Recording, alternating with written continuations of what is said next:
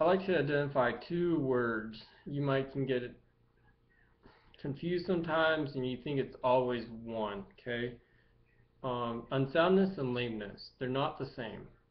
Unsoundness is basically the is not ideal health of the horse.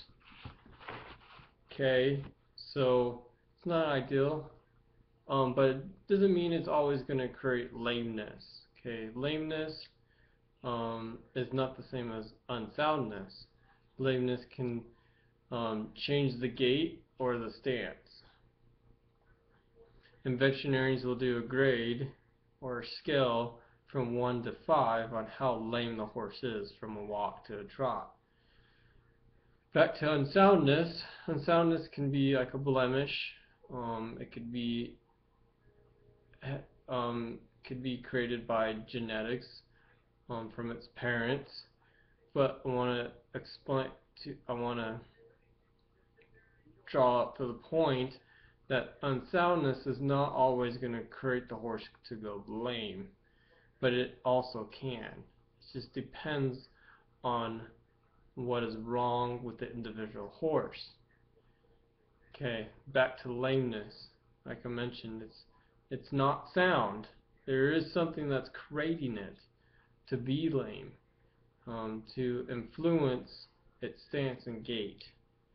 So, for example, you have a horse that has one hoof is straight, or the whole one leg is straight, and the other leg is crooked, like the toe points in, then the rest of the limbs of that leg is going to be crooked with it. Okay, so it's going to be running or walking. It might depend on the horse. It might be with a limp, or it's actually doing pretty fine, and it's not creating lameness. It just depends on the individual horse.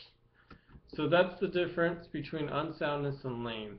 Unsoundness is something that can create, it is basically a blemish.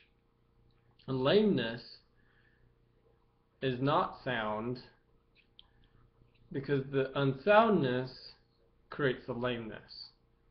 However, it just depends on the individual horse if that unsoundness is going to create lameness. So that's the gist of those two things, unsoundness and lameness. Hopefully that makes sense, and hopefully I didn't confuse you at all. I'm not an expert. I'm studying at a college at the moment. So if I'm wrong, if you disagree, we can agree to disagree. But hopefully that helps you. But anyways, have a wonderful day, and come back and watch more of my other videos. Bye.